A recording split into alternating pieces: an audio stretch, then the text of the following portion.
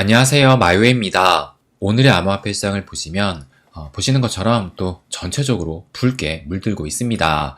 그런데 지금의 하락보다도 앞으로 추가적인 하락이 더 깊어지지 않을까, 아마 그 부분을 많은 분들이 또 걱정하지 않을까 생각이 들어요. 왜 그러냐면 어제 제 영상에도 관련해서 많은 댓글이 좀 달리기도 했는데요. 그러니까 이 일본의 금리 인상, 그래서 이 댓글을 보시게 되면 24일 일본 금리 인상이 없을 거로 보이나요? 금리 인상 시 폭락 올 듯 해서요.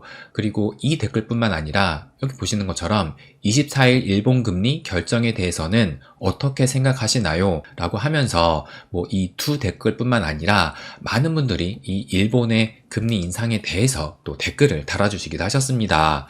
그리고 실제로 지금 이 기사를 보시게 되면 이것이 1월 23일 오늘 새벽에 나온 기사거든요. 그러면서 힘 얻는 일본의 1월 금리 인상, 검은 월요일, 그러니까 블랙 먼데이 트라우마가 재현이 될까라고 하면서 24일 금정위에서 0.25%포인트 인상이 전망이 된다. 이런 기사가 나왔던 겁니다. 그러니까 작년 정확하게 8월 5일이거든요. 월요일날 엄청난 이 대폭락이 나오게 되면서 미 증시, 일본 증시, 우리나라 증시, 비트코인까지 엄청난 하락을 했던 것이 바로 작년 8월 5일이었던 건데요. 그래서 많은 분들이 이 일본의 금리 인상을 좀 걱정을 하시는데 그럼 저의 관점은 어떠하느냐? 저는 이미 멤버십 방에는 저의 관점을 또 말씀을 드리기도 했는데, 그럼 보다 자세하게 또 저의 예상을 좀 말씀을 드려보면, 일단 결론부터 말씀을 드릴게요. 저는 작년과 같은 그런 폭락은, 그러니까 블랙 먼데이 같은 이런 폭락은 없을 것으로 예상을 합니다. 그럼 왜 그렇게 생각을 하느냐? 그럼 먼저 그 당시의 상황이 어땠는지 체크를 해볼게요. 이 기사를 보시게 되면 이제 그 날짜가 2024년 8월 5일, 그러면서 일본 증시가 무려 12.4%나 폭락을 했다라고 하면서 이것이 사상 최대 낙폭을 경신을 한 것이다. 이렇게 기사가 나왔습니다.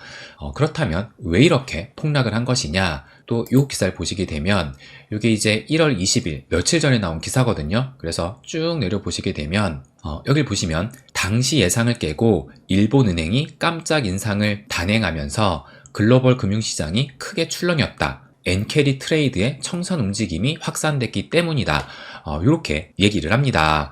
그렇다면 이 엔캐리 트레이드가 무엇이냐? 간단하게 좀 말씀을 드리면 엔캐리 트레이드, 그래서 일본의 낮은 금리를 활용해서 엔화를 값싸게 빌려 상대적으로 금리가 높은 다른 나라의 고수익 자산에 투자하여 수익을 올리는 전략이다.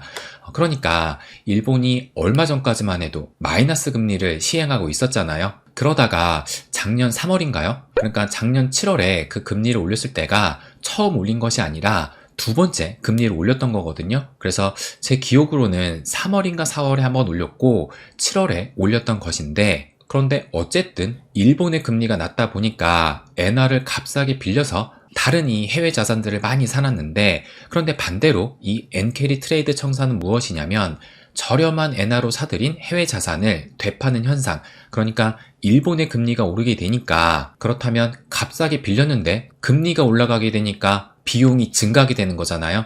그렇기 때문에 이 해외 재산을 되파는 현상을 엔캐리 트레이드 청산이라고 하는데, 지금 그것이 발생이 되면서 이런 폭락이 나왔다는 겁니다. 그런데 다시 이 기사를 보시게 되면 이 기사의 제목을 다시 한번 좀 볼게요. 보시는 것처럼 올린다, 미리 신호 보낸 일본은행. 그러니까 작년 7월 같은 경우는 좀 갑작스레, 그래서 아까 이 기사에도 나타나 있었죠. 당시 예상을 깨고 일본은행이 깜짝 금리 인상을 했던 것인데, 근데 지금은 미리 신호를 또 보내고 있는 것이고, 그리고 요 표만 본다 하더라도 BOJ의 금리 인상 시점 전문가 답변, 그래서 2025년 1월 금리 인상을 요 회색이 2024년 12월 응답률이거든요. 그래서 52%. 그런데 현 시점의 응답률은 74%니까 지금 대부분이 이 일본의 금리 인상을 예상하고 있다는 겁니다. 그러면 우리가 생각을 해봤을 때 모두가 금리 인상을 예상하고 있는데 이것에 대해서 폭락이 올까요? 만약에 여러분이 이 엔캐리 청산의 대상자라면 금리가 올라갈 것을 뻔히 아는데 가만히 그냥 청산당하고 있으시겠어요? 아니면 다른 대책을 세우시겠어요? 그래서 저는 이 공포로 인한 폭락은 예상치 못한 곳에서 나온다고 생각을 합니다. 그러니까 그것을 한마디로 불확실성이라고 부르잖아요. 대표적으로 코로나가 지금 2010년 3월에 갑자기 찾아오게 되면서 뉴욕 증시, 유럽 증시, 뿐만 아니라 유가, 비트코인 다 폭락을 했었잖아요. 그렇다면 왜 코로나가 공포의 대상이 됐느냐? 왜 그랬냐면 아무도 이 코로나가 올 것을 예상하지 못했고 갑작스럽게 찾아오면서, 그리고 그 당시에는 백신도 없었잖아요. 그렇기 때문에 정말 그야말로 이 불확실성이 극에 달았던 상황이었기 때문에 이 불확실성으로 인해서 큰 폭락이 나왔던 겁니다. 그런데 지금 이 일본 금리 인상 같은 경우는 불확실성이 아니라 너무나도 확실해 보여요. 그래서 저는 이것을 봤을 때 과연 모두가 아는 이 금리 인상에 대해서 폭락이 나올 수 있을까, 이렇게 생각을 하고 있는 겁니다. 그리고 또 하나 중요한 것은 그 당시의 분위기가 지금과는 좀 다르다고 볼 수 있다는 거예요. 그러면 조금 전에 이 기사를 다시 보시게 되면 여기 보시면 작년 폭락된 미 경기 침체 우려도 겹쳐 있었다. 이 얘기는 일본의 금리 인상이 결정적인 큰 타격을 주긴 했지만 그 당시에 이 장 분위기 자체가 하락세를 보이고 있었다는 겁니다. 왜 그러냐면 이것을 보시면 이게 이제 일본 니케이 지수거든요. 그래서 일본 금리 인상을 할 때가 7월 31일 요 날이에요. 그런데 막상 그 금리 인상을 한 날은 보시는 것처럼 상승으로 마감을 했었고 그 다음 날부터 쭉쭉 하락을 하게 된 것인데, 그런데 이때부터 갑자기 하락이 나온 것이 아니라 보시는 것처럼 계속 이 하락 추세를 그리면서 시장에 대한 이 불확실성이 쌓이고 있다가 이 금리 인상이 결정적인 역할을 하면서 이런 하락 추세를 깨고 오버 패닉까지 나왔던 겁니다. 그리고 결정적으로 이때가 이제 가장 많이 떨어졌을 때가 8월 5일, 우리가 블랙 먼데이라고 부르는 그날이거든요.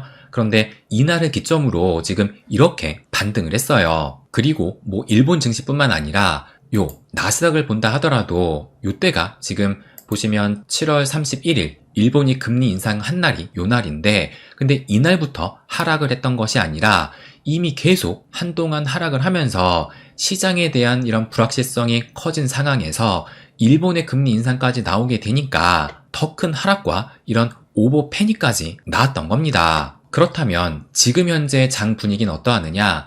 그럼 다시 이 일본 니케이 지수를 좀 볼게요.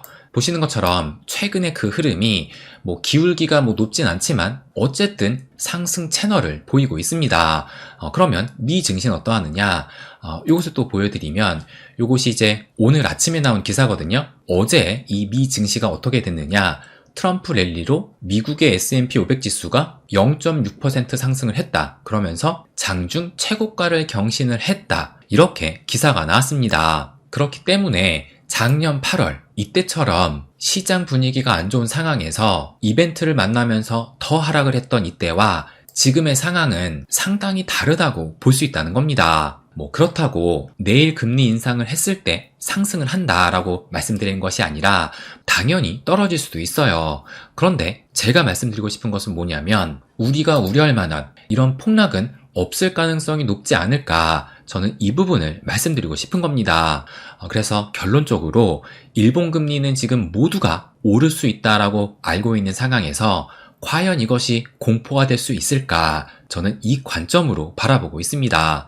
그래서 어제도 제가 말씀을 드렸지만 오히려 이 SEC의 비공개 회의, 그래서 미국 시간으로 2025년 1월 23일 오후 12시 30분 동부 표준시에 개최가 되는데요. 그래서 이 비공개 회의를 통해서 어떠한 긍정적인 소식이 나오면서 이것이 가격의 변동성을 좀 가져다 주지 않을까, 저는 이것에 좀 더 초점을 맞추고 있습니다. 그래서 오후 12시 30분 동부 표준시가 우리나라 시간으로 몇 시냐면 동부 표준시로 12시 30분은 한국 시간으로는 24일 금요일 새벽 2시 반이라는 것을 알 수가 있어요. 그래서 이 회의 시작이 내일 새벽 2시 반이기 때문에 회의를 몇 시간 동안 할지는 모르겠지만 일단 회의가 좀 끝나고, 그리고 회의가 끝난다고 해가지고 바로 발표할 것 같진 않거든요. 이 회의가 어떤 발표를 하기 위한 그런 회의는 아니기 때문에 아마 이 회의에 대해서 취재를 한 기자를 통해서 그 소식이 전해질 거라고 예상이 들고, 그렇다면 어쨌든 좀 빠르면 내일 새벽쯤 해서 한 아침까지 어떠한 소식이 좀 나오면서 이것이 가격에 좀 영향을 주지 않을까, 저는 이것을 예상하고 있습니다. 그리고 마지막으로 설령 내일 저의 예상을 깨고 폭락이 나온다 하더라도 보시는 것처럼 폭락이 나왔지만 어쨌든 다시 상승하면서 제자리를 찾아가잖아요.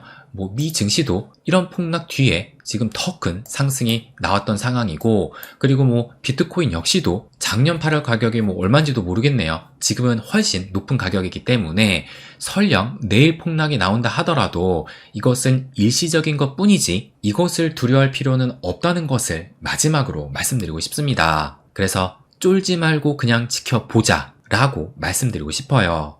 네, 그럼 오늘은 여기까지 하겠습니다. 항상 제 이야기 끝까지 들어주셔서 감사드립니다. 부자가 되는 길, My Way.